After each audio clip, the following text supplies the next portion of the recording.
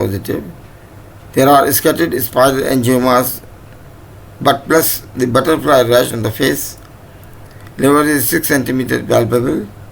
Spleen is 3 cm palpable. The shifting dullness were positive. Hemoglobin is 7.9 gram. The mean corpuscular volume is 77.5 liter. The total leukocyte count is 3,100. The platelet is 65,000, which is thrombocytopenia, and the leukopenia with a microcytic hypochromic type of anemia.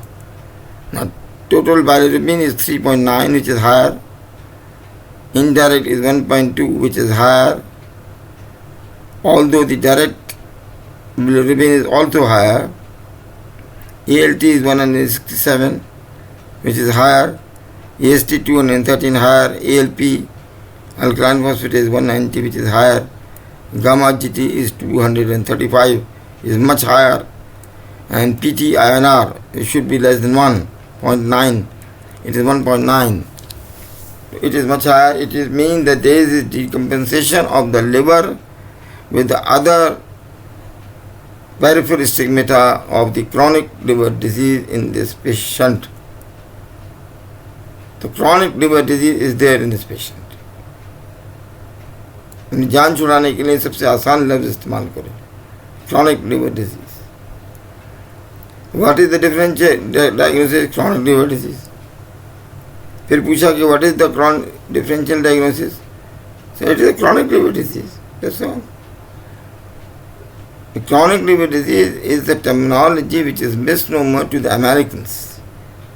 American College of Gastroenterology do not accept this terminology as such unless you describe this terminology. What do you mean by this terminology? The duration, the features, etc. Then they will say that it is chronic hepatitis. There are other diseases related to the liver. It may be acute viral hepatitis. Let us start with the very fuzul type of a differential diagnosis. It may be the other type of hepatitis. That is maybe a other than viral, other than bacterial. It may be mycobacterium involving the liver and causing the liver to damage. And that is called the granulomatous type of hepatitis. It may be the duration which causes the liver to damage, that is called chronic hepatitis. It may be some clinical features which are related with the chronic hepatitis, which is known as pre-cirrhosis. There are features which are indicative of the increased pressure in the portal vein, that is called portal hypertension. And there is a disease which is known as cirrhosis of the liver. Cirrhosis is a specific terminology you are using. If you are not sure that you are dealing with the cirrhosis or pre-cirrhosis, or you are not dealing with the increased portal pressure or relapsing type of a hepatitis, etc., तो उनको बंद कर दिया जाता है एक terminology में, and that is chronic type of hepatitis. That is wrong diagnosis. If you diagnose this condition in America and in British, you will become failed in that examination. Okay, fine. So this is the differential diagnosis. It is the diagnosis which is related to the liver. So all I have said, this is the differential. How will you further investigate? Investigate, definitely. The liver should be investigated along with the other routine investigations. What is the specific likely diagnosis? You have to rule that this is the condition in front of you is a cirrhosis of the liver.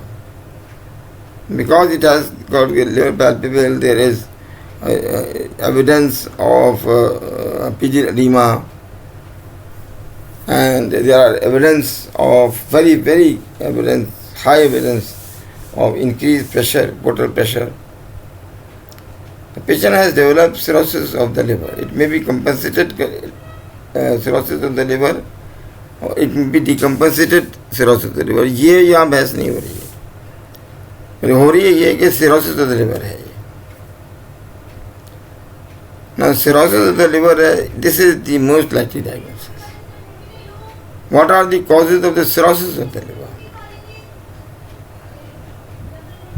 अभी तक 100 लोगों से cirrhosis of liver पर question किया गया है, जिसमें से 4 या 5 बाहर से आए हैं. They are doing MBBS or MD from England or Canada or America or England, America or Canada. मैंने उनसे पूछा कि what is cirrhosis of the liver? They said it is the destruction of the liver which cause fibrosis. ये तमाम के तमाम लोगों ने यही जवाब दिया है.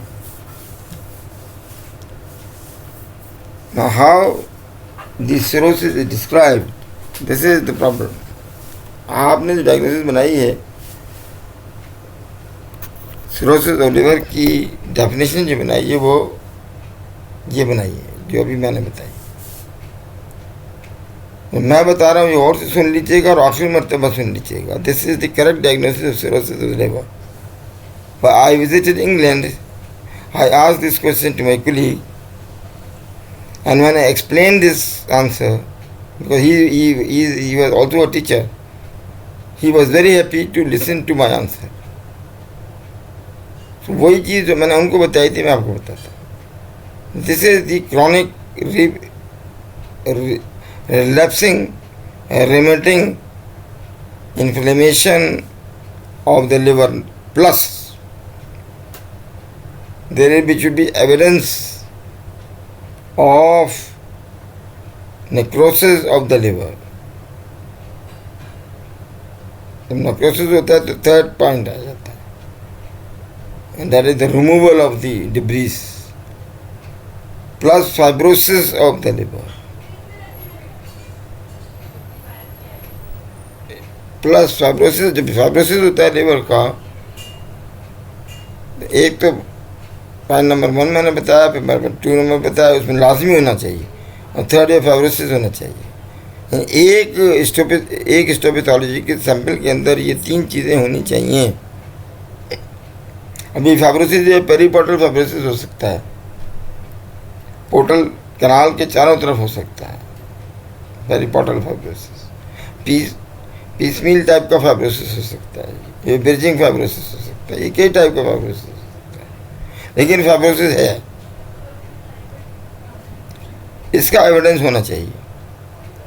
फिर उसके बाद चौथी जो शर्त है इसकी, वो है रीजनरेशन होना चाहिए. इसके बाद आपको एविडेंस ऑफ रीजनरेशन चाहिए यहाँ पे, रीजनरेशन, क्योंकि हेपेटाइटिस से पावरफुल सेल, रीजनरेटिंग सेल बहुत ही कम मिलेंगे आपको. आप 1/3 लिवर निकाल के बाहर फेंक दीजिए, वो 2 वीक के अंदर दोबारा 1.5 किलो हो जाएगा. Know that in cases of the hepatic transplantation, hardly they put 1 to 2 gram of liver inside, and they stop the पुराना जो लिवर है उसको बंद कर देते हैं. जो नया जो लिवर डालते हैं वो 1 to 2 ग्राम होता है. वो बढ़ के जो है वो 15 दिन के अंदर किलो 1.5 किलो हो जाता है, वो उसकी जगह ले लेता है. यही है ना, this is hepatic transplantation. So thing is this कि हमारे पास शर्त ये होनी चाहिए सिरोसिस और लिवर के लिए कि हमारे पास एविडेंस ऑफ इन्फ्लेमेशन होना चाहिए, number 1. Number 2, evidence of necrosis होना चाहिए. नंबर 3, हमारे पास एविडेंस ऑफ फाइब्रोसिस होना चाहिए. नंबर 4, हमारे पास एविडेंस ऑफ दी डिस्ट्रक्शन होना चाहिए, लिवर का डिस्ट्रक्शन होना चाहिए. नंबर 5, डिस्ट्रक्शन हो गया तो there should be evidence of the response of the body in the form of regeneration, that is the nodule, regenerating nodules. उसके अंदर एविडेंस होना चाहिए किसी किस्म का रीजनरेशन का होना चाहिए. मैंने नोड्यूल का लफ्ज़ इस्तेमाल कर दिया क्योंकि जो हमें मॉर्फोलॉजिकली नज़र आता है वो नोडुलर नज़र आता है. माइक्रो भी हो सकता है, मैक्रो भी हो सकता है। अगर ये 4 शर्त पूरी करता है लिवर तो ये सिरोसिस होगा। अगर ये 4 या 5 शर्त पूरी नहीं करता है तो ये लिवर का सिरोसिस नहीं होगा। इसमें भी पिरोसिरोसिस होगा, इसमें भी क्रोनिक हेपेटाइटिस होगा, इसमें भी some other disease of the liver होगी, लेकिन सिरोसिस नहीं होगा। अब ये सिरोसिस जो है अगर कंपनसेट कर जाता है, अपने फंक्शन को कंपनसेट कर लेता है, आप मैनेजमेंट करते हैं, उसको समझाते हैं, बुझाते हैं, मैनेज करते हैं जो जिस वजह से भी हुआ है, तो वो जो लिवर है वो नॉर्मल हो जाएगा या करीब करीब नॉर्मल होने की कोशिश करेगा, तो वो कंपनसेशन हो जाएगी उससे। It is called compensated cirrhotic of liver. लेकिन बास कंडीशन में आप देने के बावजूद भी मैनेजमेंट को आप नहीं कर सकते। That is called decompensation of the cirrhosis. The commonest cause of the cirrhosis of the liver in the world is viral hepatitis. It may be viral hepatitis B or it is viral hepatitis C, and in some specific cases it is E also. There is some serotypes of the hepatitis C which is causing the cirrhosis of the liver. Other causes आपको पता है कि alcohol is the cause. Alcohol may cause the cirrhosis. तीसरी है drug induced drugs, and there are a lot of drugs which can cause the destruction of the liver and cause actually cirrhosis. फिर उसके बाद जो है ना वो metabolic diseases, infiltrating diseases हैं liver की, which can cause the liver cirrhosis. उसके बाद जो है ना वो चीज़ें हैं जो पॉइजनिंग हैं, पॉइजनिंग्स हैं, फूड पॉइजनिंग्स, स्पेसिफिक पॉइजनिंग्स। कुछ जगह हैं जहाँ पे वो आपको बस सब्ज़ी नहीं मिलती, वही सब्ज़ी मिलती है जो खानी पड़ती है, और उनके अंदर जो है हेपेटोटॉक्सिन्स होते हैं, जैसे aflatoxins. This will cause the problem. और कसा हुआ होता है इंडिया में, which can cause the destruction of the liver and causing the cirrhosis of the liver. ये सारी चीज़ें जो हैं बहुत इंपॉर्टेंट है ना। फिर ये हो सकता है कि पॉसिबल कि ये जो है कि बिलियरी ट्रैक्ट इन्वॉल्व हो गया, जिसकी वजह से सिरोसिस हो गया, प्राइमरी बिलियरी सिरोसिस हो गया, this is possible. Back pressure ज़्यादा हो जाए राइट वेंट्रिकल का, उसका प्रेशर ट्रांसमिट हो राइट वेंट्रिकल से लिवर में और परसिस्टेंट हो जाए तो कार्डियक सिरोसिस हो जाएगा। ये सारी की सारी चीज़ें इस कंडीशन के अंदर जो आपके सामने पेश की गई हैं, एक सारी की सारी रूल आउट कर दी गई हैं।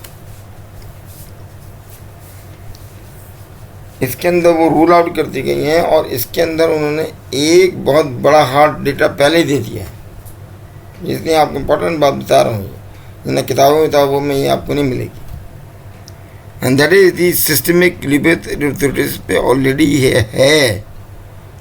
अब या तो SLE ने बजाते खुद लिवर इन्वॉल्व किया है यहाँ पे, या जो ड्रग्स SLE के लिए दी गई हैं उसने लिवर इन्वॉल्व किया है। दोनों सूरतों में सिरोसिस ऑफ द लिवर हो गया। इसका मतलब ये हुआ कि जो डिजीज़ है जो कॉज कर रही है, जो आखिरी मैंने छोड़ दी थी, ये वो डिजीज़ है जिसको हम कहते हैं कि it is the and these are the antibodies which are reactive against the liver, and it is known as autoimmune hepatitis. इसका सॉफ्ट एंड हार्ड डेटा से पता चला सिरोसिस ऑफ द लिवर है। सारी की सारी चीज़ें एक्सक्लूड करनी पड़ेंगी आपको। मैंने सारे के सारे इटियोलॉजी ऑफ दी आपको सिरोसिस बताई, और एक्सक्लूड होगी जो आखिर में रह जाएगी, it may B drug, it may B autoimmune hepatitis.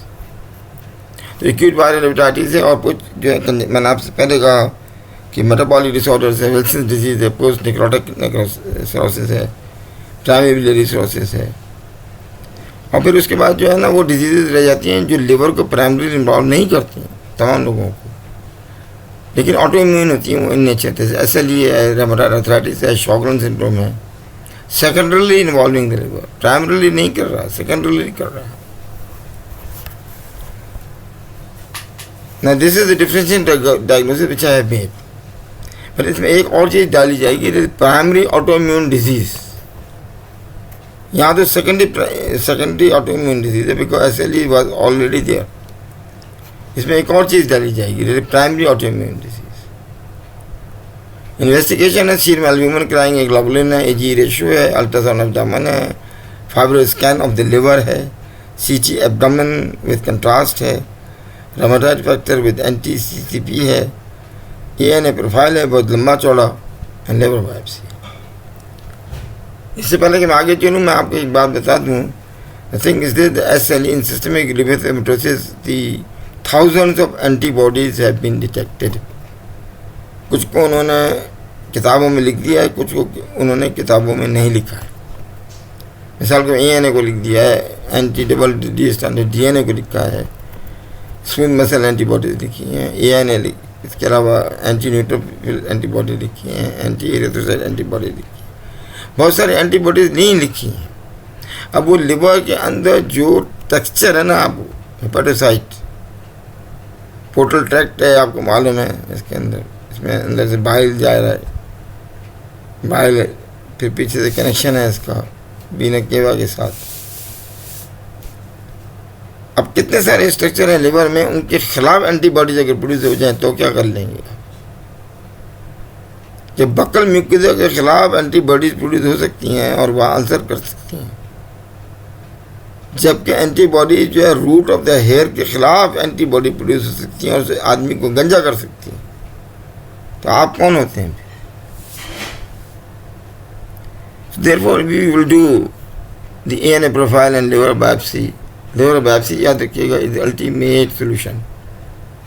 Ishaq and Knodell इसके अंदर स्कोरिंग सिस्टम है इसका, और उसके ज़रिए जो है ये बताया जाता है कि ये इसकी जो फाइब्रोटिक टेंडेंसी है वो कितनी है. So we are dealing with autoimmune hepatitis because time is less actually. अब ये सारे subject, this is my favourite subject. मैं इनको पहले PG इसको पढ़ाता रहा हूँ and they enjoyed this subject because final year आपको कितना आना चाहिए सवाल ये पता होता है, वो बताया जा रहा है. तो autoimmune disease hepatitis is the hepatitis which may be a primary type और सेकेंडरी टाइप. सेकेंडरी जो है ऑटोइम्यून हेपेटाइटिस वो है कि जिसे ऑलरेडी आपने डायग्नोज पहले ही किसी की कंडीशन को किया हुआ है as autoimmune disease. Secondary autoimmune hepatitis है. प्राइमरी ऑटोइम्यून हेपेटाइटिस जिसके अंदर कोई एविडेंस कहीं पे भी नहीं मिला आपको किसी भी किस्म की ऑटोइम्यून प्रोफाइल का. ऑटोइम्यून प्रोफाइल सारा करा दिया लेकिन ऑटोइम्यून प्रोफाइल या प्रेजेंटेशन ही नहीं मिली. तो इसमें जो है ना अब किया जाएगा, एक्यूट मैनेजमेंट किया जाएगा. ज़ाहिर पेशेंट के अंदर जो है ना, मैंने कहता है हेमेटोमेसिस हुई है, और कल जो है मैंने जो लेक्चर दिया हेमेटोमेसिस पे दिया था, तो उसको मैनेज किया जाए हेमेटोमेसिस को. हेल्दी लिवर ऑटोइम्यून हेपेटाइटिस का अगर आप लिवर देखेंगे रेडिश होगा, इसके ऊपर जो है ना बहुत से नोडुलर आपको एरप्शंस मिल रहे होंगे. Self perpetuating hepatocellular inflammation of unknown cause, but it may be associated with the disease. ये प्राइमरी की बात कर रहा हूँ ना, प्राइमरी में तो आपको पता ही नहीं चलेगा. It is characterised by the presence of, अगर ये है तो पेरिपोर्टल हेपेटाइटिस, हाइपरगैमोग्लोबिनेमिया होना चाहिए इसमें, serum liver associated auto antibodies. ये शर्त लगाई है इन्होंने कि आपको एविडेंस ऑफ पेरिपोर्टल हेपेटाइटिस होना चाहिए, हाइपरगैमोग्लोबिनेमिया होना चाहिए, इसके अंदर serum liver associated auto antibodies होनी चाहिए. अब लिवर के अंदर तो बहुत सारे एंटीजीन्स हैं और बहुत सारी एंटीबॉडीज हैं. और द थिंग इज दिस कि you have to demonstrate it and prove it. असल बात यह है कि exclusion of other chronic liver disease, सारी की सारी क्रॉनिक लिवर डिजीज जितनी भी हैं या सिरोसिस जो करती हैं वो एक्सक्लूड हो जानी चाहिए. ये नहीं है कि एक अल्कोहलिक है और उससे सिरोसिस हुआ है आपने उसको ऑटोइम्यून हेपेटाइटिस करार दे दिया, ये गलत है. इट में भी कोमोर्बिडिटी, वो एक अलग चीज़ है. तो liver is a target of immunity, autoimmunity. Kidney is a target of autoimmunity. There are other organs as well as the target of this immunity. तो ऑटो इम्यून हेपेटाइटिस के ऊपर इन्फ्लुएंस है वो ट्रिगरिंग फैक्टर्स हैं, genetic factors हैं, auto एंटीजीन्स हैं and immuno regulatory mechanisms हैं, जिसकी वजह से ऑटो इम्यून हेपेटाइटिस होता है ना। ऑटो इम्यून हेपेटाइटिस की डेफिनेशन जो है वो बहुत मुश्किल है कि unresolving inflammation of the liver characterised by the loss of the tolerance against hepatic tissue. देखिए ये क्रॉनिक हेपेटाइटिस है, अभी जो है सिरोसिस ऑफ द लिवर हुआ नहीं है। सिरोसिस ऑफ लिवर के लिए आपको शराइत पूरी करनी पड़ेंगी जो हम पहले बता चुके हैं। अभी ये मैनेजेबल केस है, खाली आपको जो है ना इन्फ्लेमेशन ऑफ लिवर मिलना है and loss of tolerance against hepatic tissue. So in autoimmune hepatitis biochemically the gamma globulin ज़्यादा stimulate होगी, वो बनती वहीं पे है, तो auto antibodies will be produced. It is also formed in the lymph glands. Histologically there interface hepatitis है, लेकिन वो फेस टू फेस हेपेटाइटिस कहलाता है, यानी एक जो लिवर ग्लोबुल है उसका दूसरा लिवर ग्लोबुल वो बिल्कुल मिलते जुलते हैं। And there is portal plasma cell infiltration, तो पोर्टल ट्रैक्ट है वहाँ प्लाज्मा सेल इन्फिल्ट्रेशन होना चाहिए। Interface hepatitis piecemeal necrosis, ये क्या करता है कि पीस मील तो समझते हैं आप लोग क्या चीज़ होती है।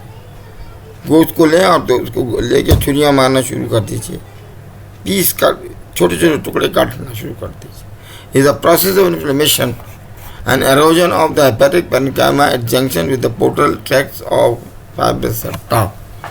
अब यहाँ पे नेक्रोसिस होता है, पीस में नेक्रोसिस, तो वहाँ पे उसके बाद उसको उठाया जाएगा, उसको दफनाने के लिए जाहिर है फाइब्रोब्लास्ट आएंगे तो फाइब्रोसिस होगा, और फाइब्रोसिस अब जो होगा वो इंटरफेस होगा, लोब्यूल टू लोब्यूल होगा, इसलिए fibrous septa are developed portal tracts के साथ, पोर्टल ट्रैक्ट्स।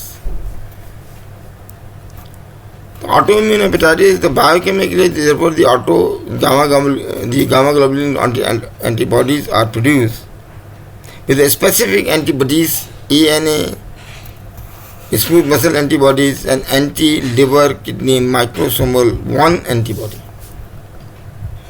देखिए anti-LKM1 antibody are the antibodies which are related with the autoimmune hepatitis. Anti जो है वो LKM2 भी होती है, वो जो होती है वो ज़्यादातर एसोसिएटेड होती है वो drug induce type of hepatitis के साथ, वो भी एक प्रॉब्लम है। और एंटी LKM3 ज़्यादातर जो होती है वो हेपेटाइटिस सी के साथ होती है, क्रॉनिक हेपेटाइटिस सी के साथ होती है। तो neither pathogenic not disease specific. अब इसमें जो है ना आप ये नहीं बता सकते कि डिजीज़ बिल्कुल स्पेसिफिकली कौन सी है इसमें से, और पैथोजेनेटिक भी नहीं बता सकते। खाली अगर मिल भी जाए आपको, खाली आप ऑटोइम्यून हेपेटाइटिस बता सकते हैं। Expression very during the autoimmune hepatitis course, don't predict histological injury. तो इसके अंदर जो है ना वो वेरी करता है, कोर्स वेरी करता है पेशेंट का। Level do not reflect treatment response, do not need monitoring. So conventional antibodies were the ANA and SMA and anti-LKM1, and evolving antibody जो प्रोड्यूस होंगी वो एंटी आगरा एंटीबॉडीज है। ये आगरा जो है ये मोनोक्लोनल एंटीबॉडी है, और इसी तरह लेसिथिन एंटीबॉडीज़ हैं, और SLA soluble liver antigen antibodies हैं, P ANCA एंटीबॉडीज़ हैं, एंटी एक्टिनेबल एंटीबॉडीज़ हैं। इसके अलावा तकरीबन 123 एंटीबॉडीज़ और हैं। आप कहाँ कहाँ तक रोएंगे? They are evolving antibodies, they are acting on the liver, they are destroying the liver. तो autoimmune hepatitis neither is disease specific, absence do not preclude diagnosis.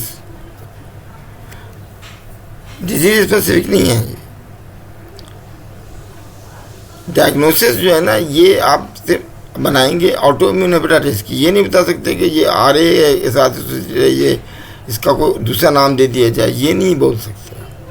Histologically आपको जो दो चीज़ें चाहिए, एक इंटरफेस हेपेटाइटिस चाहिए, एक पोर्टल प्लाज्मा सेल चाहिए और evidence of the autoantibodies चाहिए.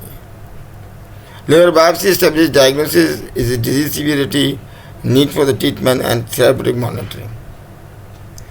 डायग्नोसिस प्रेजेंस ज़रूरी है जिसका वो बायोकेमिकल एविडेंस है, हिस्टोलॉजिकल है, दोनों मैंने बता दिए.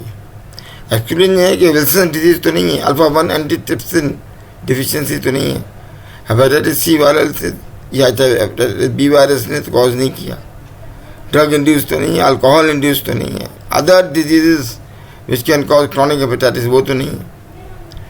Now diagnostic criteria is classification. Now this is very interesting. There are 4 types of autoantibodies. Type 1, positive ANA and anti-smooth muscle antibodies. This is classical form. It responds well to the steroids. ये वो हैं जो बच्चे ज़्यादातर जो होते हैं, औरतें होती हैं और यंग वीमेन होती हैं ये ज़्यादातर. टाइप 2 ये कि positive LKM1 typically female children and teenagers, मगर disease can be severe. LKM2 मैंने बताया था कि ये जो होती है ये ड्रग इंड्यूस होती है ज़्यादातर, और LKM3 जो होती है वो hepatitis C virus chronic hepatitis C के साथ एसोसिएटेड होती है. ज़्यादातर इसमें LKM1 होती है. टाइप 3 वो है जो positive antibodies against soluble liver antigen SLA, एंटी-SLA एंटीबॉडीज हैं. टाइप 4 ये है कि वो इवॉल्विंग एंटीबॉडीज हैं, वो आप पकड़ ही नहीं सकते, आपके पास फैसिलिटीज नहीं है. मैंने आपको बताया था ना इवॉल्विंग एंटीबॉडीज, कि एंटी एक्टिन एंटीबॉडीज और आगरा एंटीबॉडीज और फला एंटीबॉडीज. असल में लुबेलिब ये है कि इंटरफेस हेपेटाइटिस होना चाहिए इसके अंदर, और पेरिपोर्टल फाइब्रोसिस होना चाहिए इसके अंदर, with some evidence of any antibodies which I have just discuss. This is called autoimmune hepatitis. Type 1 भी हो सकता है, 2 हो सकता है, 3. ये हिस्टोलॉजिकल डायग्नोसिस है basically, along with the serology. तो डायग्नोसिस क्राइटेरिया ये होगा, लाइफ फीचर्स पहले देख लें आप, फॉलोड बाय ऑटो एंटीबॉडीज का फीचर आपका एविडेंस होना चाहिए, हिस्टोलॉजिकल फाइंडिंग होनी चाहिए, लिवर बायोप्सी बताए, इसका का नोडल जो क्लासिफिकेशन है इसकी, उसका स्कोरिंग क्या है, नॉन टॉक्सिक और अल्कोहल इंजरी होनी चाहिए इसमें, और नो टॉक्सिक इसमें कोई एविडेंस इसका नहीं होना चाहिए, और नो एक्टिव वायरल इन्फेक्शन होना चाहिए, नो जेनेटिक लिवर डिजीज होना चाहिए, नो इसके अंदर आपको मेटाबॉलिक लिवर डिजीज होनी चाहिए. अब स्कोरिंग सिस्टम इन्होंने बनाया अमेरिकन ने कि प्लस पॉइंट क्या है इसके नंबर दे दिए इन्होंने कि जेंडर फीमेल में ज़्यादा होता है AL की, और AST बड़ा हुआ होता है, IgG बड़ा होता है, ऑटो एंटीबॉडीज में ज़्यादा होती हैं, सीरोलॉजी मुख्तलिफ पॉजिटिव होती है, अल्कोहल की भी हिस्ट्री होती है, ऑटो एंटीबॉडी इसके अंदर होती हैं, आगरा की जो मोनोक्लोनल एंटीबॉडी होती हैं वो भी होती हैं, हिस्टोलॉजी प्रूव करती है, HLA स्पेसिफिक होती हैं ये, एंड ट्रीटमेंट रिस्पॉन्सिव होती हैं. ये प्लस पॉइंट्स हैं इसके. नेगेटिव जो पॉइंट्स हैं इसके माइनस वो है कि एंटी माइटोकॉन्ड्रियल एंटीबॉडीज है, तो ये प्राइमरी स्क्लेरोटिक एनांजाइटिस बन जाएगा, प्राइमरी बिलियरी सिरोसिस. और ड्रग्स इंड्यूस हैं तो वो ज़ाहिर है कि एंटी LKM2 एंटीबॉडीज प्रोड्यूस होंगी, और वो आपको पता चलेगा कि ये ड्रग्स दी गई हैं, इससे जो है ना लिवर डिस्ट्रॉय हुआ है. इसकी सीरोलॉजी स्पेसिफिक होती है, यानी इसके अलावा सीरोलॉजी भी तो आ सकती है ना, खाली ये तो नहीं है कि यही सीरोलॉजी मैंने जो आपको बताई है. सीरोलॉजी तो बहुत सारी होती है, तो कोई और सीरोलॉजी ऐसी आ गई है जो कि लिवर से रिलेट ही नहीं करती, वो नेगेटिव पॉइंट है. अल्कोहलिज्म नेगेटिव पॉइंट है. हिस्टोलॉजी जो कि आपको नहीं बता रहा हो वो चीज़ मैंने पहले बता दी थी कि evidence of inflammation plus evidence of necrosis plus evidence of fibrosis plus evidence of regeneration. अब ये चीज़ इसमें आ नहीं रही है, कुछ मिल रही है कुछ नहीं मिल रही है. एंड अल्कलाइन फॉस्फेटेस बढ़ा हुआ है इसके अंदर, गामा GT बढ़ा हुआ है या AST बढ़ा हुआ है, लेकिन ALT नहीं बढ़ा, ALT का कोई जिक्र नहीं है. ये माइनस पॉइंट्स है इसके. अब इसको अगर जमा कर लिया जाए तो डेफिनेट वो होगा जिसके 15 पॉइंट से ज़्यादा हों प्री ट्रीटमेंट, और पोस्ट ट्रीटमेंट जो है वो 17, ट्रीटमेंट लिया ही नहीं उसने, तो डायग्नोसिस हो जाएगी। और प्रोबेबली अगर आप प्रोबेबल कहें कि ऑटो इम्यून हेपेटाइटिस है तो प्री ट्रीटमेंट 10 to 15 स्कोरिंग हो और पोस्ट ट्रीटमेंट 12 to 17, तो फिर ये कहा जाएगा कि भाई ये ऑटो इम्यून हेपेटाइटिस है। रिकमेंडेशन ये है कि amino transference gamma globulin levels ANA और SMA और anti-LKM1 and liver tissue exam, जैसे मैंने आपसे कहा कि serology plus liver biopsy will decide the disease originating from the liver, and that is autoimmune disease. AHA diagnostic criteria applied to all patients scoring method and the autoimmune hepatitis scoring method. If the diagnosis is not clear, then it should not be labeled as the autoimmune hepatitis. Treatment, it improves. Symptom will improve. Lab tests will be definitely improved. Histological findings will be, जो पहले से जो scoring system है वो reduce. Survival 20 life years expectancy है इसमें. Immunity ना वो जो मैंने पहले बताया था, इट इज़ नाउ उसने टारगेटिंग लिवर, मैंने लिवर को टारगेट कर रही है. Drugs causing the liver injury, drugs जो देते हैं आप जाहिर इसी ट्रीटमेंट में देते हैं ना, वो खुद इंजरी कर सकती है ना. बुनियादी जो ड्रग है वो प्रेडनिसोलोन, इसको 1 to 1.5 मिलीग्राम पर किलोग्राम बॉडी वेट दें, लेकिन इसको लंबे अरसे तक देते हैं. According to the American College of Hepatology, it should be at least 1.5 to 2 years. इससे फ़ायदा ना हो तो प्रेडनिसोलोन को एज़ोथ्रोपिन should be given 50 milligram. If the condition is severe, it can be given 100 to 150 milligram. Other drugs can be used: cyclosporin, urodeoxycholic acid, 6-marcoxypyrin, methotrexate. Cyclophosphamide as the last resort should be used. Mycophenolate, Mofetil, very good drug. And rapamycin, not available in Pakistan, is again very good drug. मगर जो बुनियादी दो drugs हैं, the thing prednisolone plus azathioprine, 80 to 90% are benefited. Who should be treated?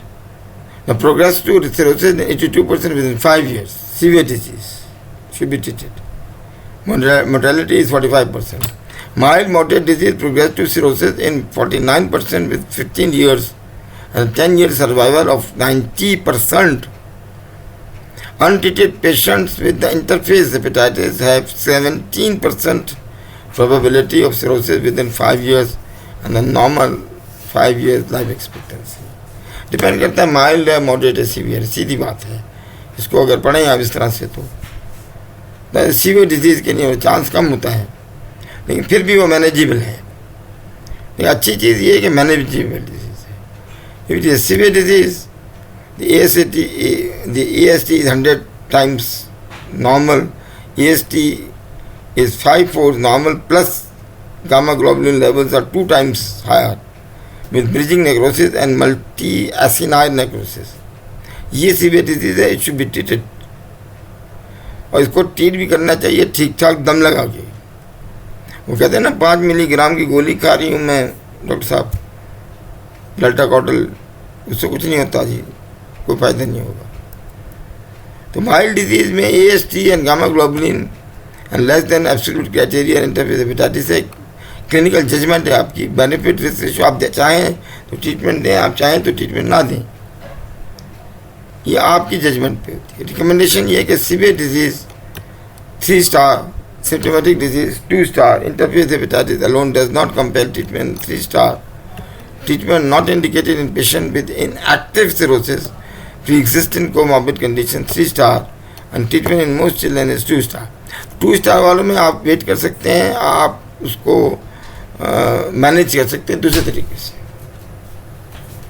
तो regime that prednisolone is concerned, you will give the prednisolone 20 milligram to and leading to 60 milligram and then taper it off.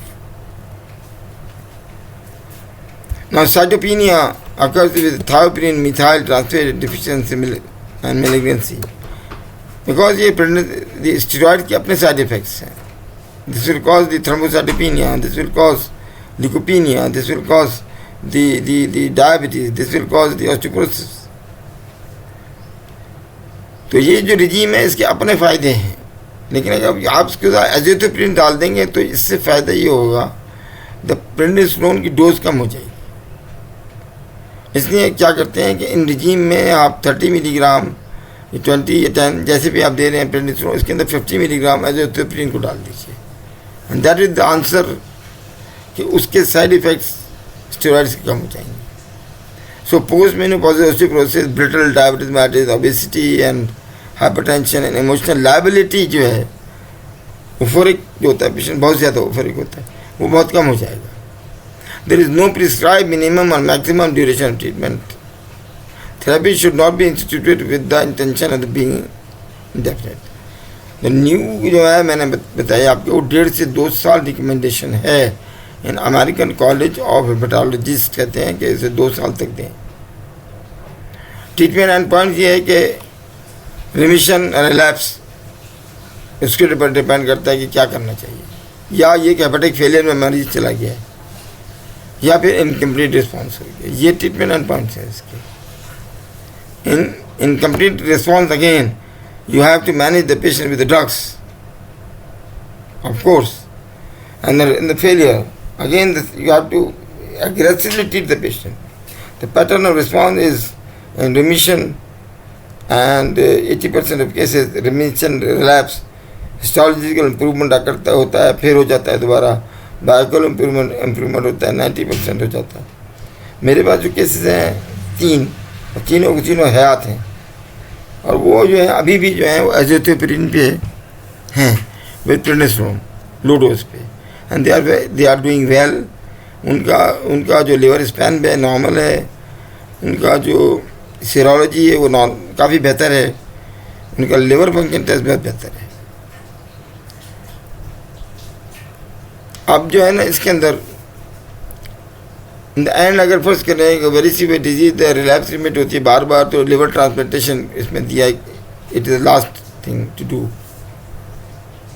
It is indicated if deterioration occur during और after the steroid treatment. 5 years पे patient and graft survival is 83 to 92%, and autoantibodies disappear within 1 year. Disease recurrence is mild, it's 10 to 35%. 35% में